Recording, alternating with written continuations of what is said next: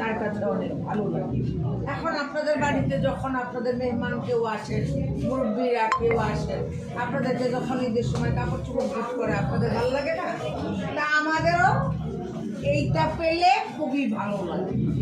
ঠিক আছে, এইটা দিয়েছে সে কারণে অনেক ভালো লাগছে।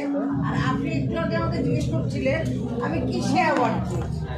এখানে কোনো কিছু উল্লেখ নাই, এখানে উল্লেখ করা আছে ফিল্ম অ্যান্ড পিভিএন।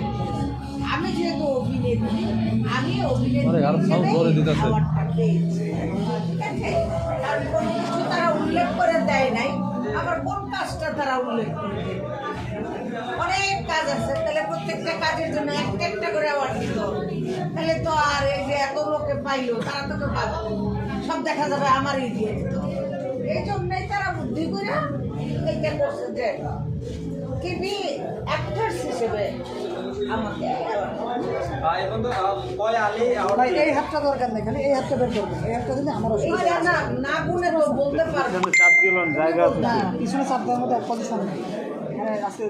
অ্যাওয়ার্ড যে আমি পাইছি তা না, কারণ অনেকেই অনেক সময় আমাকে অ্যাওয়ার্ডের জন্য ডেকেছেন, বিভিন্ন অনুষ্ঠানে বলেছেন, আমার আসলে সময়ের অভাবে যাওয়া হয় নাই।